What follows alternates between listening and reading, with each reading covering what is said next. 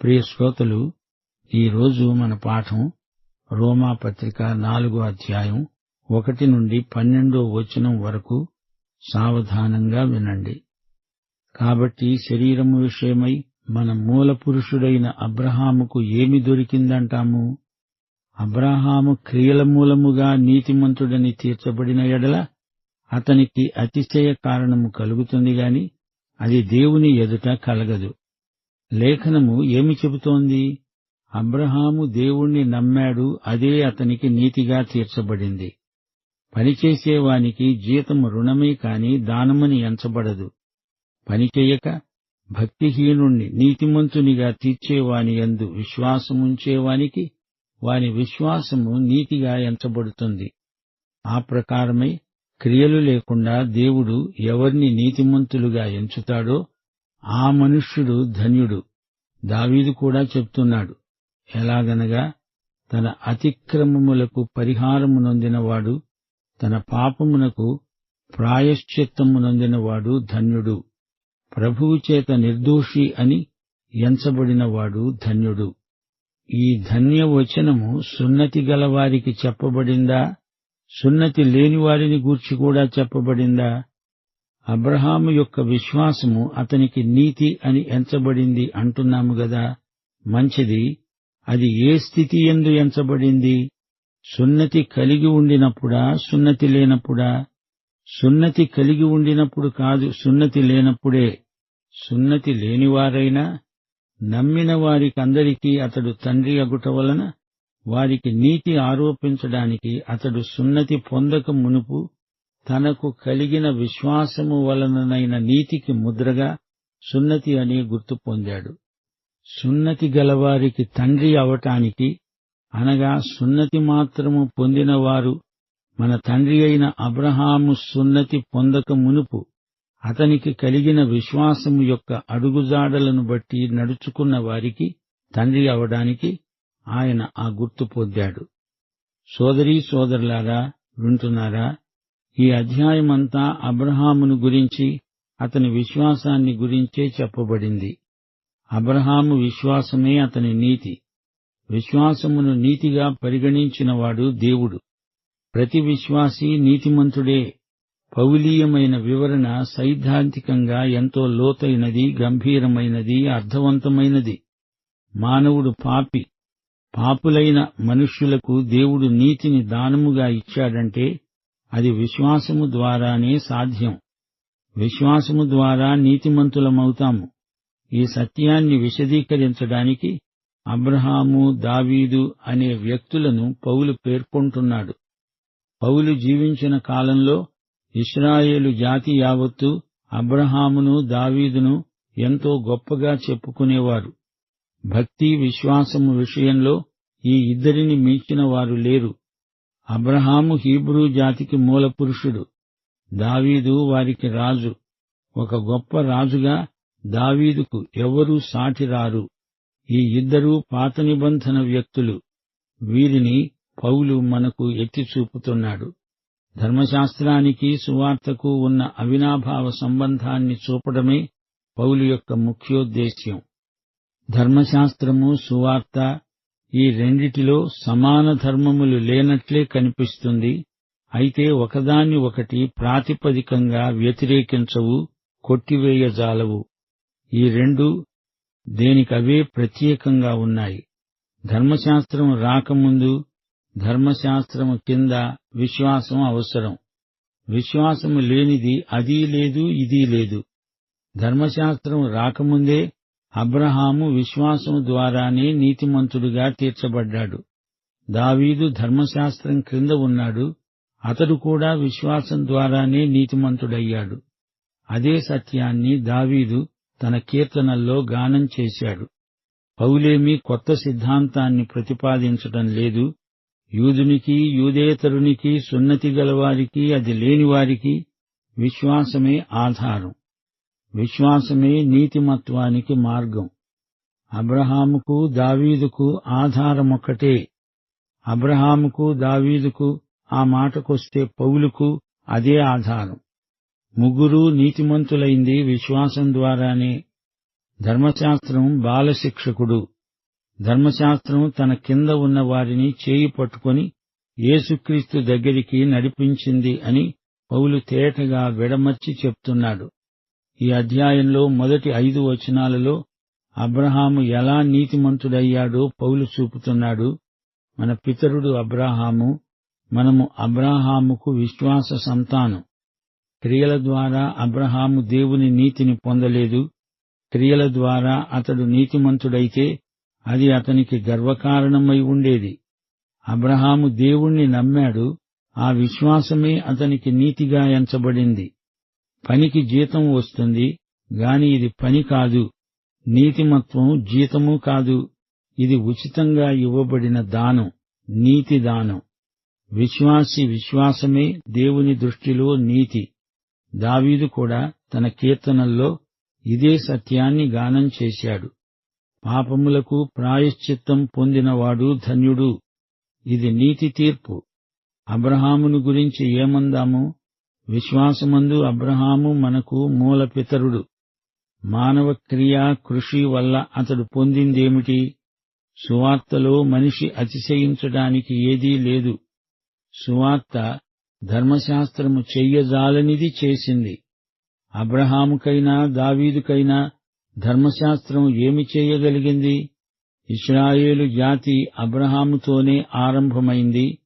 అబ్రహాము విశ్వాసులందరికీ తండ్రి. అబ్రహాము మొదటి విశ్వాసి. విశ్వాసము, నీతిమత్వము అనే ఆశీర్వాదాలు అబ్రహాముతోనే మొదలయ్యాయి. అబ్రహామీయ విశ్వాసమే మనకందరికీ వరవడి. మోషే ప్రోక్తమైన ధర్మశాస్త్రం యూదులకు అతిశయ కారణం. నోవహు కాదు, ఆదాము కాదు, యూదులకు అబ్రహామే ఆరంభం. అయితే శరీరాన్ని బట్టి అబ్రహాముకు సంక్రమించిందేమిటి? శరీరానుసారంగా అబ్రహాము సాధించింది ఏమిటి? వాటిలో అతిశయాస్పదమేమీ లేదు. అబ్రహాము తన శరీర కార్యాలను గురించి సిగ్గుపడాల్సి వచ్చింది. అబ్రహాము క్రియల వల్ల అతడు నీతిమంతుడవలేదు. అబ్రహాము గొప్ప వ్యక్తి. లోతు విషయంలో అబ్రహాము వైఖరి ఎంతో ఉదాత్తమైనది. సొదొమ గొమొర్రా రాజులు వచ్చి తనకు గొప్ప నజరానాలు తెస్తామంటే అబ్రహాము తిరస్కరించాడు. అయితే మరో సందర్భంలో అబ్రహాము దేవుని మాటను నమ్మలేకపోయాడు. ఈజిప్టుకు పారిపోయాడు.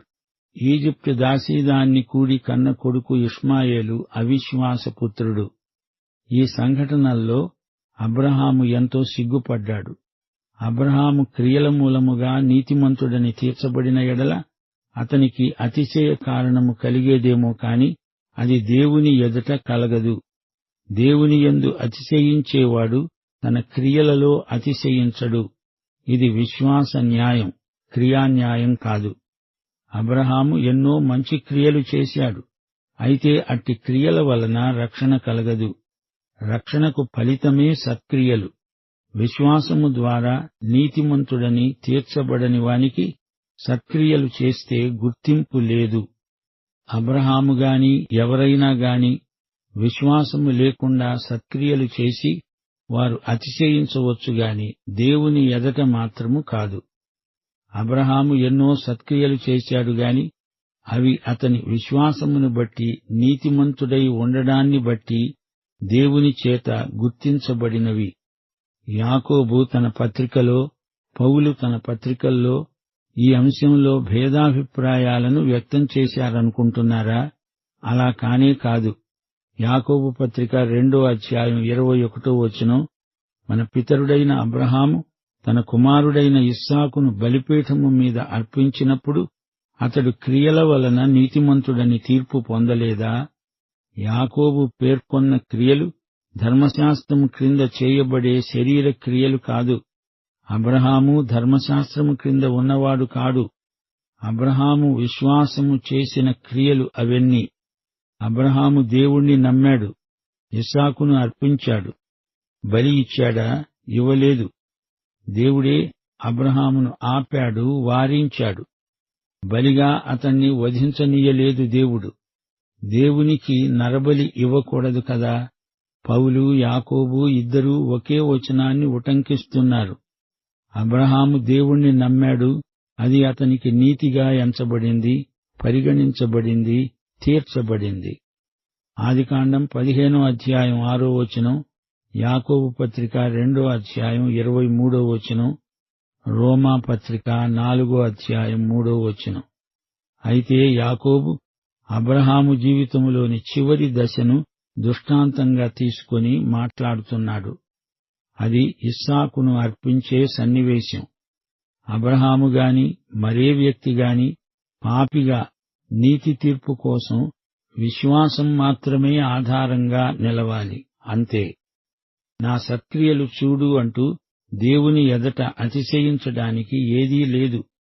శరీర సంబంధి పాపి అయిన వ్యక్తి చేసే సత్క్రియలు ఏవైనా, ఎన్నైనా రక్షణకు ఏమాత్రమూ ఉపకరించవు, నీతి పరిగణనకు అసలే పనికిరావు. దేవుని పరిశుద్ధత ఎదట శరీరం చేసే కార్యాలు మంచివైనా చెడ్డవైనా రక్షణకు సంబంధించినవి మాత్రం కావు. అబ్రహాము క్రియలు విశ్వాస క్రియలు. అతని విశ్వాసం పనిచేసింది. నీతి తీర్పు పొందిన వ్యక్తి చేసే మంచి పనులను దేవుడు గుర్తిస్తాడు, మెచ్చుకుంటాడు. లేఖనము చెబుతున్నదేమిటి అంటే, లేఖనములలో దేవుడు పలికిందేమిటి? వాక్యం అంటే దేవుని మాట, లేఖనం అంటే దేవుని వాక్యం, అనగా దేవుడే మాట్లాడుతున్నాడు. రోమాపత్రికలో అపొస్తలుడైన పౌలు ఇంచుమించు 60 సార్లు పాత నిబంధన లేఖనములను ఉటంకించాడు. ఆదికాండం 15వ అధ్యాయం 6వ వచనం, అబ్రహాము యెహోవాను నమ్మాడు, ఆయన అది అతనికి నీతిగా ఎంచాడు. లేఖనము చెప్పేది వినండి అని పౌలు ప్రబోధిస్తున్నాడు. అబ్రహాము ఒకప్పుడు దేవుణ్ణి అడిగాడు.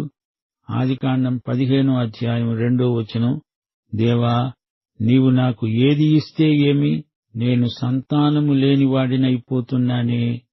దేవుడన్నాడు, నీ సంతానము ఆకాశ నక్షత్రాలంతమంది అవుతారు. అబ్రహాము దేవుణ్ణి, ఆయన మాటను నమ్మాడు. విన్నట్టుగా ఆ పలాన నమ్మాడు. అబ్రహాము నమ్మదగిన దేవుణ్ణి, అబద్ధమాడనేరని దేవుణ్ణి నమ్మాడు. ఇందులో అబ్రహాము చేసిందేమిటి? నమ్మటమే, అంతే. దేవుడే వాగ్దానమిచ్చాడు, ఆ వాగ్దానాన్ని దేవుడే నెరవేర్చాడు. ఇందులో అబ్రహాము గొప్పతనమేమిటి? అతడు కేవలం నిమిత్తమాత్రుడు. దేవుడు చెప్పింది నిజమని, సత్యమని అబ్రహాము తన హృదయంలో నమ్మాడు.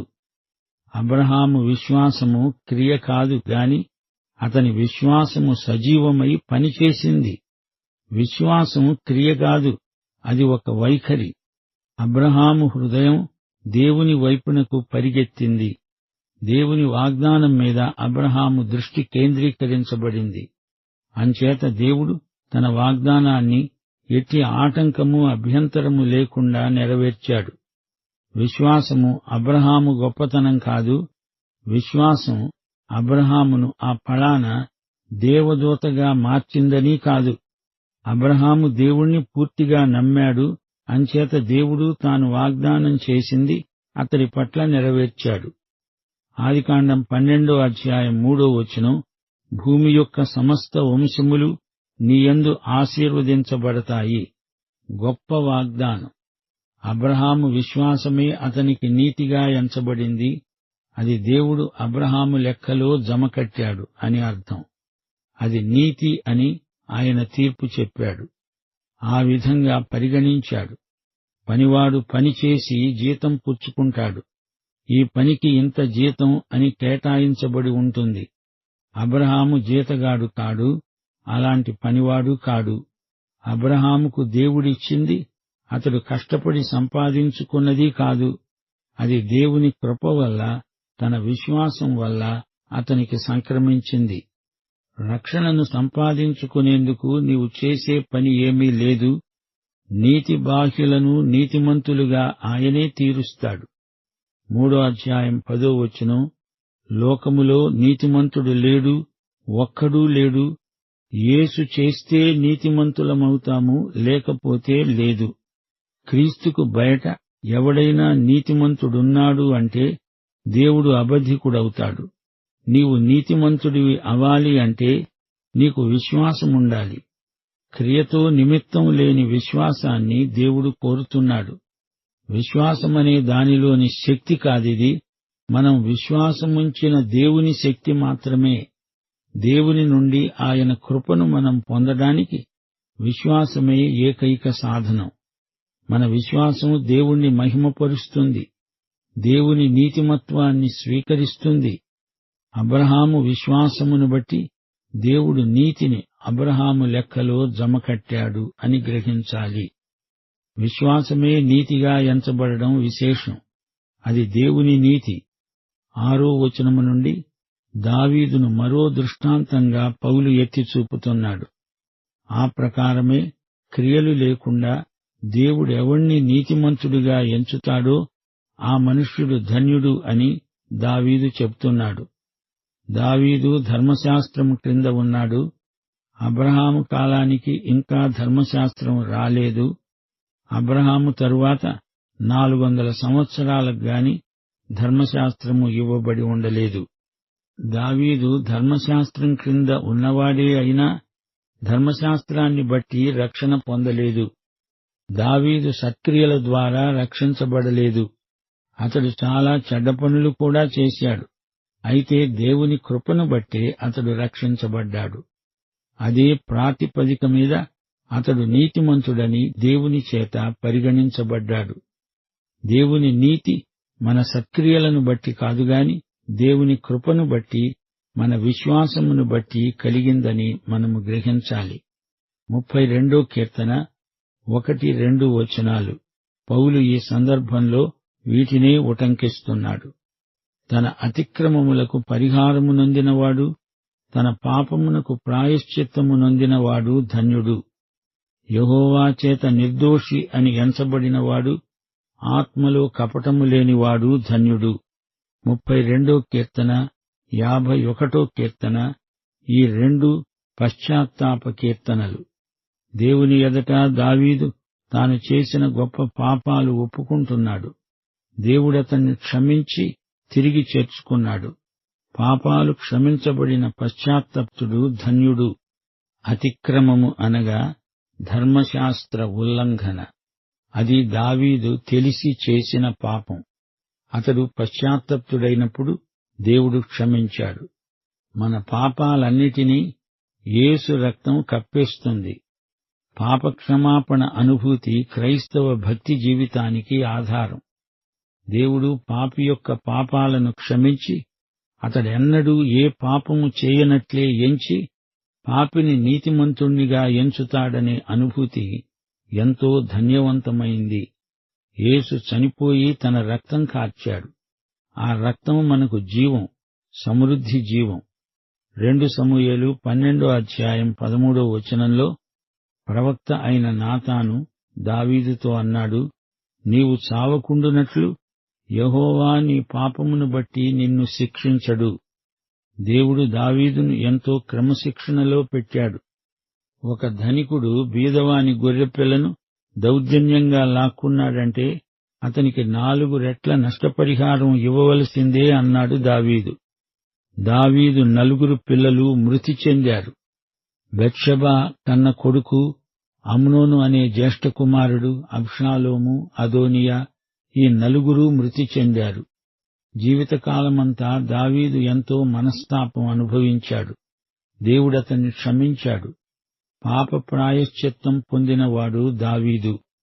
యెహోవా చేత నిర్దోషి అని ఎంచబడినవాడు ధన్యుడు అని దావీదు స్వయంగా చెబుతున్నాడు. దేవుడు అనుగ్రహించే నీతిమత్వము విశ్వాసులందరికీ సార్వత్రికం.